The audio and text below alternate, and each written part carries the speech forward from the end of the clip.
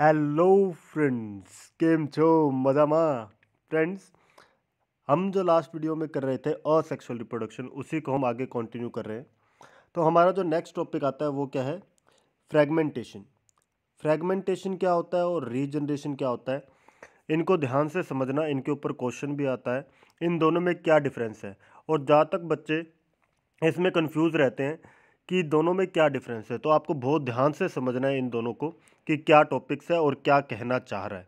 Okay friends, तो सबसे पहले बात करते हैं फ्रेगमेंटेशन। जैसा कि नाम बता रहा है, फ्रेगमेंट्स, जो पेरेंट बॉडी है वो स्मॉल पीसीज या फिर कह सकते हो फ्रेगमेंट्स के अंदर ब्रेक डाउन हो जाती है। ठीक है, और हर एक फ्रेगमेंट जो है वो न्यू इंडिविजुअल की तरह काम करता है। वो जो फ्रेगमेंट होगा ग्रो करेगा और मैच्योर करेगा। तो देखो यहाँ पे सिंपल आपको दिखा रखा है ये स्पायरोगैरा। तो ये स्पायरोगैरा को अगर आप ध्यान से देखो तो इसके अंदर आप देखोगे, इसको अगर यहाँ से ब्रेक कर दिया जाए तो एक फ्रेगमेंट ये बन गया, दूसरा फ्रेगमेंट ये बन गया। अब ये जो दोनों फ्रेगमेंट्स है ये न्यू इंडिविजुअल की तरह काम कर रहे हैं, न्यू ऑर्गेनिज्म की तरह काम कर रहे हैं। ये दोनों ग्रो करेंगे और आगे फिर फर्दर रिप्रोड्यूस कर सकते हैं। क्लियर? तो फ्रेगमेंटेशन का सीधा सा मतलब क्या है कि बॉडी का फ्रेगमेंट्स में ब्रेक होना और हर एक फ्रेगमेंट जो है एक न्यू ऑर्गेनिज्म की तरह काम करेगा। स्पायरोगैरा क्या चीज़ है फ्रेंड्स? स्पायरोगैरा आपको पता होगा ग्रीन एल्गी के अंदर आती है और एक ये फिलामेंटस एल्गी है। क्या है? Filamentous algae. क्लियर? और ग्रीन एल्गी आपको कलर से ही पता लग रहा है ग्रीन एल्गी है। तो ये फोटोसिंथेसाइज कर सकती है, अपना खाना खुद बना सकती है। ठीक है, और फिलामेंट की फॉर्म में तो आपको दिख ही रही है। तो filamentous green alga. Clear friends? तो स्पायरोगैरा जो है वो फ्रेगमेंटेशन शो करता है। नेक्स्ट आ जाते हैं रीजनरेशन के ऊपर। रीजनरेशन क्या कहता है? रीजनरेशन बोलता है अगर कोई पेरेंट इंडिविजुअल है उसको कट कर दो या ब्रोकन डाउन कर दो छोटे छोटे पीस के अंदर, तो हर जो पीस है वो सेपरेट इंडिविजुअल के अंदर ग्रो हो जाएगा। जैसे आप देखो यहाँ प्लेनेरिया से शो किया हुआ है। प्लेनेरिया का एग्जांपल आप देखोगे तो यहाँ पे ये प्लेनेरिया है। अगर हम इस प्लेनेरिया को, सॉरी, ये वाला जो प्लेन एरिया है इसको हमने ब्रेक कर दिया, 3 टुकड़ों में ब्रेक कर दिया। ठीक है, अब ये हर एक जो पीस है ये क्या करेगा? अब जैसे ये अपर पार्ट है, अब इसके जो नीचे का जो लोस्ट पार्ट है ये क्या करेगा? इसको पहले फॉर्म करेगा, नीचे के लोस्ट पार्ट को फॉर्म करेगा। तो यहाँ पे आप देखोगे इसने अपने नीचे के लोस्ट पार्ट को दोबारा बना लिया, राइट, और एक न्यू इंडिविजुअल के अंदर कन्वर्ट हो गया। ऐसे ही जो मिडल पीस है उसने भी ऊपर का हेड पार्ट और नीचे का पोस्टीरियर पार्ट जो है वो फॉर्म किया और न्यू इंडिविजुअल फॉर्म हो गया। नीचे का जो पार्ट है उसने ऊपर का जो पार्ट है उसको पूरा रीजनरेट किया और न्यू इंडिविजुअल का फॉर्मेशन हो गया। अब सिर्फ ज़रूरी नहीं है कि आप इसको ट्रांसवर्स काटोगे या हॉरिजॉन्टल काटोगे तब भी वो रीजनरेट करेगा। आप अगर उसको वर्टिकली भी कट करते हो तब भी वो रीजनरेट कर जाता है। तो सिंपल सा है, रीजनरेशन के अंदर हम क्या बोल रहे हैं कि अगर कोई इंडिविजुअल ब्रेक डाउन होता है या कट होता है तो वो क्या करेगा? अपने लॉस्ट पार्ट को दोबारा रीजनरेट करेगा, दोबारा बनाएगा। जब वो उसको दोबारा बना लेता है तो वो एक न्यू इंडिविजुअल बन जाता है। तो यहाँ से सिंपल आपको डिफरेंस का ध्यान रखना है। फ्रेगमेंटेशन में हमने क्या बोला था? हर जो फ्रेगमेंट बनेगा वो न्यू इंडिविजुअल की तरह काम कर रहा है। यहाँ पे जो ऑर्गेनिज्म ब्रेकडाउन हुआ वो पहले अपना लॉस्ट पार्ट रीजनरेट करेगा, फिर वो एज ए ऑर्गेनिज्म वर्क कर रहा है। ठीक है, लॉस्ट पार्ट रीजनरेट करेगा, उसके बाद एज ए इंडिविजुअल वर्क करेगा। ओके फ्रेंड्स, अब एक बहुत ही इंपॉर्टेंट क्वेश्चन यहाँ पे और आ जाता है, how these animals are capable of regeneration. वो कैसे कर पा रहे हैं रीजनरेट अपने पार्ट्स को? तो यहाँ पे आपने देखा कि इसने अपने पार्ट को रीजनरेट किया, पर कैसे? तो इनके पास क्या होता है, हर रीजन के अंदर स्पेशलाइज्ड सेल्स प्रेजेंट है जो कि प्रोलिफरेट करते हैं। प्रोलिफरेट करने का मतलब क्या है? लगातार डिवाइड करते हैं। ठीक है, लगातार सेल्स डिवाइड कर रहे हैं, जिसकी वजह से लगातार नए सेल्स फॉर्म होंगे और बाद में ये सेल्स जब इसको पूरा कवर कर लेंगे तो ये क्या कर देंगे, ये सेल्स जो है स्पेशलाइज्ड टिश्यू या ऑर्गन के अंदर कन्वर्ट हो जाएंगे। तो सबसे पहले सेल्स क्या हुए, डी डिफरेंशिएट। क्या हुए, डी डिफरेंशिएट हुए। डी डिफरेंशिएशन का मतलब क्या हुआ, डी डिफरेंशिएट होने का मतलब है कि वो जो पहले काम कर रहे थे उसको उसने छोड़ दिया और सेल डिवीज़न का काम उन्होंने पकड़ लिया। ठीक है, पहले जो काम कर रहे थे वो छोड़ दिया और सेल डिवीज़न का काम करने लग गए। उसके बाद क्या होगा, वो जो सेल्स है जब सेल डिवाइड करके उसकी बॉडी को पूरा कवर कर लेंगे, उसके बाद क्या होगा कि वो दोबारा रीडिफरेंशिएट हो जाएंगे। रीडिफरेंशिएट का मतलब क्या हो गया कि वो जो पहले वर्क कर रहे थे स्पेशलाइज्ड ऑर्गन का या टिश्यू का, उसी के अंदर डिफरेंशिएट हो गए। डिफरेंशिएशन का सीधा सा मतलब क्या होता है कि कोई पर्टिकुलर काम करना, ठीक है, डिवाइड वाला काम नहीं करना, कुछ और पर्टिकुलर वर्क करना। ठीक है, तो हर सेल अपना अपना कोई ना कोई पर्टिकुलर वर्क करती है, तो हम उसको बोलते हैं डिफरेंशिएटेड सेल है। तो यहाँ पे क्या हुआ, पहले डी डिफरेंशिएट हुआ, उसने अपना जो पर्टिकुलर काम था उसको छोड़ के डिवाइड करना शुरू किया। उसके बाद जब डिवीज़न पूरा हो गया, पूरी बॉडी बन गई, उसके बाद वो रीडिफरेंशिएट हो गया, मतलब वो पहले जो काम कर रहा था टिश्यू या ऑर्गन का, वो दोबारा वो काम करना शुरू कर दिया। क्लियर फ्रेंड्स, आपको ये ध्यान रखना है, डी डिफरेंशिएशन रीडिफरेंशिएशन से बना। अगर आपको ये टर्म्स याद नहीं भी रहती है तो आप सिंपल सा इतना तो याद रख ही सकते हो कि स्पेशलाइज्ड सेल्स होते हैं जो कि लगातार डिवाइड करके न्यू सेल्स फॉर्म करते हैं और बाद में वो जो है स्पेशलाइज्ड टिश्यू या ऑर्गन के अंदर कन्वर्ट हो जाते हैं। ओके फ्रेंड्स, आपको ये ध्यान रहेगा, फ्रेगमेंटेशन और रीजनरेशन इंपॉर्टेंट है, इनके अंदर से डिफरेंस पूछा जाता है। अब नेक्स्ट आ जाता है vegetative propagation, another very important topic, vegetative propagation. अब वेजिटेटिव प्रोपगेशन को भी एक तरह का असेक्सुअल रिप्रोडक्शन ही माना जाता है। तो इसके अंदर क्या होगा, method of development of new plant by any vegetative plant part, कोई वेजिटेटिव प्लांट पार्ट से नया प्लांट का फॉर्मेशन करना। अब वो पार्ट कौन सा है, रूट हो सकता है, स्टेम हो सकता है, या फिर कोई लीफ भी हो सकता है, इन तीनों में से कुछ भी हो। तो इसको हम देखते हैं नेचुरल और आर्टिफिशियल की फॉर्म में। तो वेजिटेटिव प्रोपोगेशन जो है अलग अलग फॉर्म्स के अंदर किया जाता है, हम ह्यूमंस के द्वारा भी किया जाता है और नेचर अपने आप भी करता है। तो हमने क्या किया, इस वेजिटेटिव प्रोपोगेशन को दो में डिवाइड कर दिया, नेचुरल एंड आर्टिफिशियल। तो first is the natural method. तो natural method of vegetative propagation क्या बोलता है, plant parts have natural ability to develop और produce new plant. Plant parts के पास अपने आप नेचुरल एबिलिटी है, कैपेबिलिटी है कि वो न्यू प्लांट को फॉर्म कर सकता है सेम स्पीसीज के, उसी को क्या बोल रहा है, नेचुरल मेथड। तो इसके अंदर सबसे पहले क्या है, देखो, फर्स्ट इज ट्यूबर। ट्यूबर क्या चीज़ है, ट्यूबर क्या है, अंडरग्राउंड स्टेम मॉडिफिकेशन। क्या है, underground stem modification. Underground stem का मतलब क्या है, ज़मीन के अंदर जो स्टेम है वो मॉडिफाई हो गई है। आलू आपने देखा है, आलू पोटैटो सभी के घर पे ही होगा, तो ये क्या है, ट्यूबर है। और आलू क्या होता है, अंडरग्राउंड स्टेम की मॉडिफिकेशन है। ध्यान रखना, पूछा जाता है किसकी मॉडिफिकेशन है, स्टेम की। और इसके ऊपर आपको यहाँ पे आपको देख रहे होगे इस तरीके की काफ़ी सारी आइज़ दिखती है। तो इन आइज़ के अंदर ही क्या प्रेजेंट होता है, बड प्रेजेंट होता है। आप देखोगे थोड़े टाइम तक अगर ये आलू पड़ा रहता है तो इसमें से कुछ प्रोजेक्शंस निकलनी शुरू हो जाती है, छोटे छोटे बर्ड्स आपको निकलते हुए दिख जाते हैं, बाहर की तरफ प्रोजेक्ट करते हैं। तो ये जब ऐसे छोटे छोटे ऐसे बर्ड्स से बाहर निकलते दिखते हैं और थोड़े टाइम में वो ग्रीनिश भी होने लग जाते हैं। यहाँ तक कि आप अगर कोई पोटैटो को लोगे और उसको सोइल के अंदर डाल दोगे, अगर आपने कोई पोटैटो सोइल के अंदर डाल दिया, कुछ टाइम बाद आप देखोगे इसके अंदर से स्टेम निकल रही है और ये ग्रो करना शुरू कर दिया है। ठीक है, तो ये जो ग्रो कर रहा है किसकी वजह से, ये जो बर्ड्स इनके ऊपर प्रेजेंट है। और ये जो बर्ड्स है ये कहाँ प्रेजेंट होंगे, नोड्स पे। स्टेम का कैरेक्टरिस्टिक क्या होता है, हम बोलते हैं ना स्टेम जो है उसके ऊपर नोड्स और इंटरनोड्स प्रेजेंट होते हैं। कोई भी स्टेम आप देखोगे, स्टेम के ऊपर ये क्या है, नोड्स होते हैं, और ये बीच का स्पेस क्या बोलते हैं, इंटरनोड, राइट। तो ये नोड्स के ऊपर ही क्या हो रहा है, बर्ड्स का फॉर्मेशन हो रहा है, ठीक है। इसी से हमें पता लगा ये क्या, मॉडिफाइड अंडरग्राउंड स्टेम है। फ्रेंड्स इस चीज़ को ध्यान रखोगे। दूसरा आता है स्वीट पोटैटो। स्वीट पोटैटो और पोटैटो दोनों में फ़र्क है, ध्यान रखना।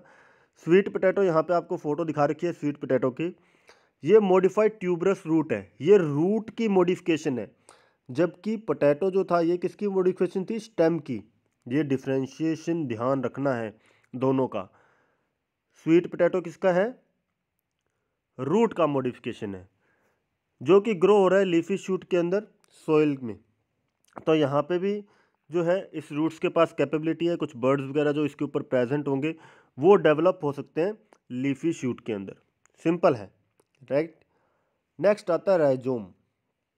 राइजोम, जिंजर, आपको पता है घर में अदरक होगी आप सभी के घर में। तो अदरक जो है ये अंडरग्राउंड स्टेम मॉडिफिकेशन शो कर रहा है, इसके ऊपर भी नोड्स प्रेजेंट है। तो आप यहाँ देखोगे नोड्स मेंशन किया हुआ है, तो नोड्स इसके ऊपर प्रेजेंट होते हैं, और नोड्स के ऊपर क्या होता है, छोटे छोटे बर्ड्स बनते रहते हैं। तो ये जो छोटे छोटे बर्ड्स बन रहे हैं यही हेल्प करते हैं उसको ग्रो करने में, ठीक है।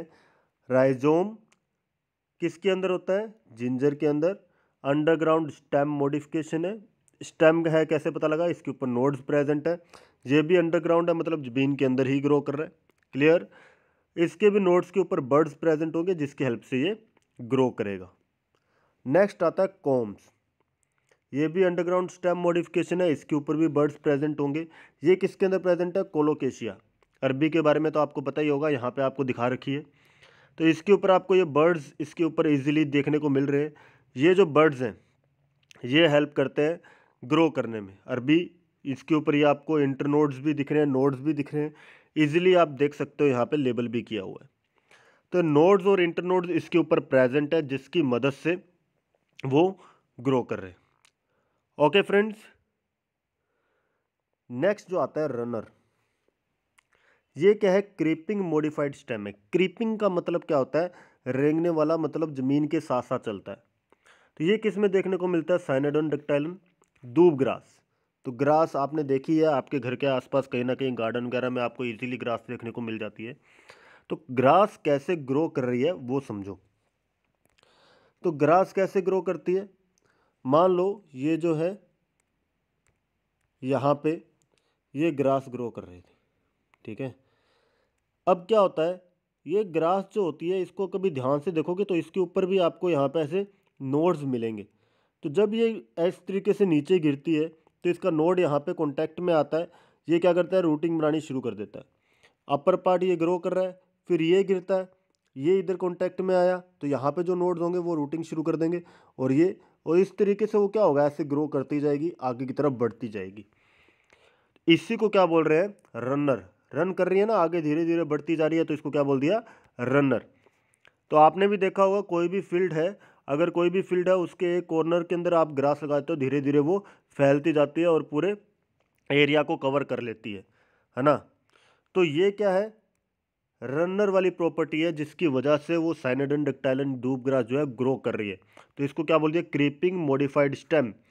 है तो स्टेम की मॉडिफिकेशन और क्रीप करती है, जमीन के साथ साथ चलती है। आपको तो पता ही होगा, ये तो ग्रास का तो बहुत कॉमन एग्जांपल है, राइट। नेक्स्ट आता है leaves. Birds produced in the notches along the leaf. तो आपने लीफ देखा ही है, जैसे यहाँ पे आप दिखा रखे हैं। तो लीफ जो होता है इस तरीके से, अगर मान लो लीफ है तो ये क्या है, बाहर वाला जो आउटर बाउंड्री है ये क्या है, मार्जिन है, राइट। ये लीफ के क्या है, मार्जिन है। और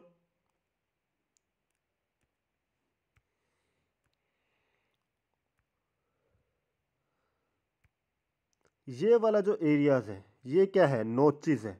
ये नोचेस है, ये वाले नोचेस हैं, ठीक है। इन नोचेस के अंदर क्या प्रेजेंट होते हैं, बर्ड्स प्रेजेंट होते हैं, ठीक है। अब क्या होगा, यहाँ पे जो बर्ड्स होंगे वो लगातार ग्रो करते हैं, जैसे यहाँ पे आपको दिख रहे हैं ये ग्रो कर रहे हैं।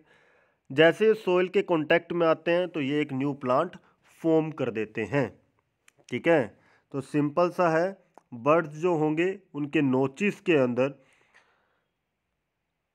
सॉरी, लीफ जो होगा उस लीफ के नोचिस के अंदर ये क्या है, बर्ड्स प्रेजेंट होंगे। ये बर्ड्स ग्रो करते हैं, जब सॉइल के कांटेक्ट में आते हैं तो ये क्या करते हैं, न्यू प्लांट का फॉर्मेशन कर देते हैं। ओके फ्रेंड्स, ध्यान रखेंगे लीव्स, रनर्स, कॉम्स, राइजोम किस तरीके से डिवाइड कर रहे हैं। ठीक है, आपसे पूछा जा सकता है मॉडिफिकेशन किस तरीके की है, तो स्टेम मॉडिफिकेशंस मेनली मैंने यहाँ पे लिए। ये लीफ मॉडिफिकेशन का मैंने भी एग्जांपल ले लिया, रूट मॉडिफिकेशन का भी ले लिया। तो आपसे पूछा कोई स्टेम मॉडिफिकेशन का बताओ, तो इतने सारे आपके स्टेम मॉडिफिकेशन के कोई भी एग्जांपल एक दे सकते हो। लीफ मॉडिफिकेशन का बोले तो ब्रायोफिल्म देना है, रूट मॉडिफिकेशन का बोले तो स्वीट पोटैटो का। ओके फ्रेंड्स, ये सारा आप ध्यान रखोगे। कोई भी कन्फ्यूज़न आती है आप मेरे को बताइए। ठीक है, आपको लेक्चर्स कैसे लग रहे हैं, आपको कोई कन्फ्यूज़न है, किस तरीके का आपको चाहिए, आप सजेस्ट कर सकते हैं, क्योंकि यहाँ पे मैं पूरी एनसीईआरटी कवर करके चलूँगा, आपका कंपटीशन पॉइंट ऑफ व्यू भी क्लियर करके चलूँगा। तो अगर आपको कोई भी प्रॉब्लम आ रही है कि आपको ये चाहिए सर ये टॉपिक एक्सप्लेन कर दो, मेरे को यहाँ पे इस चीज़ में प्रॉब्लम आ रही है, इसको दोबारा एक्सप्लेन कर दो, तो मेरे को कमेंट बॉक्स में लिख के बताओ। आप बताओगे तभी तो मेरे को पता लगेगा आपको कहाँ प्रॉब्लम्स आ रही है। ओके फ्रेंड्स, नेक्स्ट आता है आर्टिफिशियल मेथड। अभी तक जो हम देख रहे थे वो कौन से थे, नेचुरल मेथड। अब जो है आर्टिफिशियल मेथड, जो मैन मेड मेथड्स है, मतलब ह्यूमंस के द्वारा किए जा रहा है। तो ह्यूमंस के द्वारा कैसे कैसे होता है उसको देखो। सबसे पहले बोल रहा है कटिंग। तो कटिंग के अंदर क्या होगा, एक प्लांट पीस को लेंगे हम, ठीक है, प्लांट ऑर्गन, स्टेम, रूट या लीफ। तो नॉर्मली आपने रोज़ के अंदर देखा होगा, तो रोज़ के अंदर क्या करते हैं, स्टेम को कटिंग करता है माली और उसको ज़मीन में लगाता है। तो वो जो स्टेम कट करता है लगभग कितनी होती है, 20 to 30 सेंटीमीटर की होती है। उसको कट करेगा और ज़मीन के अंदर लगा देता है, और वहाँ पे क्या एक नया गुलाब का पौधा बन जाता है ना।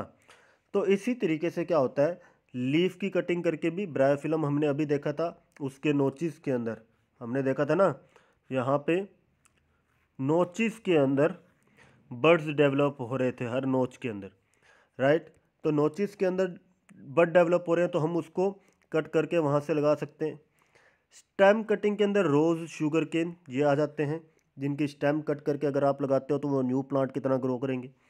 इसी तरीके से रूट कटिंग के अंदर आ जाते हैं टैमरिन। टैमरिन मतलब इमली। इमली जो है उसके रूट्स की कट करके आप लगा सकते हो। नेक्स्ट आता है लेयरिंग। ठीक है, हम आर्टिफिशियल मेथड्स पढ़ रहे हैं फ्रेंड। कटिंग ये अपने आप नहीं होगी, ह्यूमन के द्वारा ही करनी पड़ेगी। लेयरिंग ये अनदर मेथड है जो ह्यूमंस के द्वारा ही किया जाता है। इस मेथड में क्या हो रहा है, roots are artificially induced on the stem branches and then detached from parent plant. Artificially हम क्या कर रहे हैं, इंड्यूस कर रहे हैं, रूट फॉर्मेशन करवा रहे हैं। ठीक है, तो इसके अंदर दो मेनली मेथड है, माउंड लेयरिंग और एयर लेयरिंग। एयर लेयरिंग मैंने यहाँ पे आपको डायग्राम से दिखा रखा है, माउंड लेयरिंग भी मैं आपको बता देता हूँ क्या होता है। तो माउंड लेयरिंग में मेनली क्या कर रहे हैं, अगर मान लो कोई भी स्टेम है, मान लो ये स्टेम है, इस स्टेम का कोई भी लोअर ब्रांच होगी, उस ब्रांच को इस तरीके से नीचे से फोल्ड कर देंगे, ठीक है, और एक खुंटी वगैरह लेके उसको यहाँ पे अटका देंगे सोइल के साथ। ये यहाँ पे सोइल प्रेजेंट है, हल्का सा यहाँ पे ऐसे कट लगाएंगे, ठीक है, स्टेम के अंदर हल्का सा कट लगेगा, ठीक है, और ये जो पार्ट है पूरा सोइल के अंदर होगा, ये वाला, ठीक है, सोइल के अंदर है। अब क्या होगा, ये कट पार्ट में से थोड़े टाइम में आप देखोगे यहाँ पे रूटिंग शुरू हो जाएगी, ये रूट्स बननी शुरू हो गई। उसके बाद क्या करेंगे, उसको यहाँ से कट कर देंगे और ये प्लांट जो है एक न्यू प्लांट की तरह ग्रो होता जाएगा, इसके ऊपर सारा पूरा एक न्यू प्लांट की तरह ग्रो हो जाएगा। तो माउंट लेयरिंग के अंदर हमने क्या किया है, बहुत सिंपल है, जो लोअर मोस्ट ब्रांच थी उसको ऐसे नीचे की तरफ फोल्ड कर दिया, ठीक है, इसको यहाँ पे अटका दिया कि खुंटी से, यहाँ पे एक छोटा सा कट लगाया, ठीक है, जो रूट जो जो पार्ट है सोइल के अंदर है, ठीक है, ये सोइल के अंदर है। थोड़े टाइम बाद क्या होगा, यहाँ पे रूट्स बननी शुरू हो जाएगी, जब रूट्स बनने लग जाएगी तब इसको यहाँ से कट कर देंगे और ये क्या है, न्यू प्लांट की तरह ग्रो हो जाएगा पूरा का पूरा, ठीक है। तो ये क्या हो गया, माउंट लेयरिंग। किस में होता है, जैस्मिन, स्ट्रॉबेरी, ग्रेप्स, इन सब के अंदर इसको यूज़ किया जाता है। एयर लेयरिंग के अंदर क्या कर रहे हैं, तो आप यहाँ पे देख रहे हो, एयर लेयरिंग में हम क्या कर रहे हैं, स्टेम के ऊपर एक आर्च की फॉर्म में उसको कट कर लेते हैं। तो एक सर्कुलर आर्च की फॉर्म में देखो यहाँ पे मैंने इसको कट कर लिया, ठीक है। तो ये कट किया, उसके बाद क्या करते हैं, इसके ऊपर यहाँ पे हम गोबर वगैरह का, क्ले का, हे का, उन सारों का एक लेप लगाएंगे और इसको पॉलीथीन बैग से कवर कर देंगे, जिस तरीके से यहाँ पे शो किया हुआ है। तो हमने क्या किया, इसको कवरिंग कर दी, राइट। तो ये जो स्ट्रक्चर फॉर्म हुआ, अब इसको क्या बोलते हैं, गुट्टी। क्या बोल रहे हैं, गुट्टी बोलते हैं, ठीक है। तो ये हमने गुट्टी बना दी। कुछ टाइम बाद आप देखोगे यहाँ से तो है धीरे धीरे रूट्स डेवलप होना शुरू होगी। जब ये रूट्स डेवलप होना शुरू हो जाएगी तब हम क्या करेंगे, इसको यहाँ से कट करेंगे। कट करके हम इसको कहीं पे भी सोइल के अंदर लगा देंगे। तो ये हमारे लिए क्या हो जाएगा, एक न्यू प्लांट फॉर्म हो गया। तो माउंट लेयरिंग और एयर लेयरिंग आपको ध्यान रखना है। माउंट लेयरिंग में लोअर मोस्ट ब्रांच को इस तरीके से बेंड किया, खुंटी के साथ लगाया, यहाँ पे जब रूटिंग हो गई तो उसको कट कर दिया, ये न्यू प्लांट फॉर्म हो गया। एयर लेयरिंग के अंदर हमने सर्कुलर एक आर्च की फॉर्म में उसको कट कर लिया, तो ये कट हो गया यहाँ से। उसके बाद यहाँ पे हमने क्या किया, ऊपर क्ले, काउडंग, हे, ये सब सारा यहाँ पे अटैच करके पॉलीथीन बैग से इसको कवर कर दिया, थोड़ा पानी वगैरह इसके ऊपर डाल दिया है। उसके बाद कवर करने के बाद कुछ टाइम बाद आप देखेंगे यहाँ पे क्या है, रूट्स डेवलप होना शुरू हो गई। जब ये रूट्स डेवलप हो जाएगी तो इसको यहाँ से कट कर देंगे और कट करके हम कहीं पे भी प्रोपगेट कर सकते हैं। सिंपल है layering, right friends. Roots are artificially induced on stem branches and then detach from parent plant for propagation. पहले आर्टिफिशियली हम क्या कर रहे हैं, रूट्स बना रहे हैं उसके ऊपर, उसके बाद उसको पेरेंट प्लांट से अलग कर रहे हैं प्रोपोगेशन के लिए। तो पहले हमने यहाँ पे रूट्स जनरेट की, उसके बाद इसको अलग किया और एक न्यू प्लांट फॉर्म किया। ओके, ये क्या है, आर्टिफिशियल मेथड, लेयरिंग, ठीक है। नेक्स्ट आता है ग्राफ्टिंग। ग्राफ्टिंग अनदर बहुत ही इंपॉर्टेंट है और ये आपने नर्सरी वगैरह में इजीली देखने को भी मिल जाता है। इसमें हम क्या कर रहे हैं, दो प्लांट के पार्ट्स को आपस में ज्वाइन कर रहे हैं। Two plant parts are joined in such a way that they grow as one plant. वो एक प्लांट की तरह ग्रो करेंगे। तो एक प्लांट के तो हम कोई ब्रांच ले लेंगे और नीचे का एक रूटेड पार्ट लेंगे। तो जो रूटेड सपोर्ट पार्ट होता है उसको बोलते हैं स्टोक, जो ज़्यादातर जो है वाइल्ड वैरायटीज़ जो होती है उनका लिया जाता है, ठीक है। और सीजन, जो भी ब्रांच आप ले रहे हो उसके साथ जोड़ने के लिए तो उसको बोला जाता है सीजन। तो स्टोक नीचे रूटेड वाला जो पार्ट है और जो ऊपर उसके जोड़ ज्वाइन करोगे वो क्या है, सीजन। तो इनको आपस में लगाया जाएगा, ठीक है। इसके ऊपर रखा जाता है, ऐसा नहीं है कोई फेविकोल वगैरह लगा के जोड़ दिया, इसके ऊपर छोड़ा जाएगा। उसके बाद क्या होगा, इसके अराउंड टेपिंग कर देंगे, ठीक है, या वैक्स लगा देंगे ताकि ये हिले ना अपनी पोजीशन से। तो सिंपल सा है, इसके साथ किसी भी शेप का, जैसे भी है, कोई वी शेप का भी बनाते हैं, वेज शेप का भी, इसके साथ यहाँ जोड़ देते हैं और उसके ऊपर क्या कर देते हैं, इस तरीके से इसके ऊपर वैक्स की एक लेयर लगा देते हैं, टेप टाइप। वो क्या करती है, इसको हिलने नहीं देती, ठीक है। तो ये जॉइंट रहेगा और बाद में ये एक प्लांट की तरह ग्रो करना शुरू कर देगा। और ये आपने देखा भी होगा, रोज़ के केस में आप देखते हो एक ही रोज़ प्लांट के ऊपर आपको कई अलग अलग तरह के रोज़ मिलते हैं, पिंक भी, येलो भी। तो अलग अलग कलर के जो रोज़ आपको देखने को मिल रहे हैं एक ही रोज़ प्लांट में, वो इस तरीके से किया जा सकता है। इसी तरीके से मैंगो में भी किया जाता है। तो दुशेरी मैंगो का जो सीज़न होता है वो ग्राफ्ट किया जाता है देसी मैंगो के ऊपर, ठीक है। तो ये भी इसके एग्जाम्पल में आता है, ग्राफ्टिंग, ठीक है। तो कहीं कोई ज़रूरी नहीं है आपको बहुत ऐसे छोटा सा ही पार्ट लेना है। कई बार क्या होता है, एक पार्ट लेंगे, ठीक है, ये इतना ही है, इसके ऊपर ऐसे दो तीन ग्राफ्ट एक साथ ही लगा दिए जाते हैं। ये एक हो गया, ये दो हो गया, और दोनों फिर क्या करते हैं, ग्रो करते जाते हैं, आगे बढ़ते जाते हैं, ठीक है। इस तरीके से भी किया जाता है। कई बार क्या होता है, प्लांट बहुत बड़ा है, उसकी सिर्फ एक ब्रांच के ऊपर कट लगाएंगे, यहाँ इसके साथ ही जोड़ देंगे, ठीक है। तो इस तरीके से भी किया जाता है, अलग अलग मेथड से ग्राफ्टिंग होती है, ठीक है। पर आपके उतना डीप में नहीं है, बस आपको इतना ध्यान में रखना है, एक सीज़न जो है वो स्टॉक के साथ जोड़ा जा रहा है और वो एक न्यू प्लांट की तरह वर्क करेगा। क्लियर फ्रेंड्स, ये था ग्राफ्टिंग, ध्यान रखना है। नेक्स्ट लेक्चर के अंदर हम समझेंगे टिश्यू कल्चर टेक्निक को। Tissue culture technique next lecture में।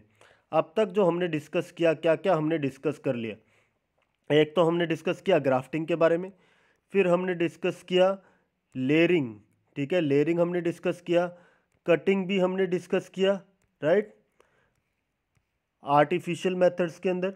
और उसके अलावा नेचुरल मेथड से हमने क्या क्या डिस्कस किया, tuber, sweet potato, rhizome, com, runner, leaves के अंदर किस तरीके से प्रोपोगेशन होता है। तो ये सारे हमने देखे अलग अलग मेथड्स। आपको ये सारे बहुत ध्यान से समझ के रखने हैं और ध्यान रखना है कि किसके क्या एग्जाम्पल हैं, यहाँ से क्वेश्चंस कंपटीशन एग्जाम्स में भी बनते हैं। Okay friends, have a nice day, thank you.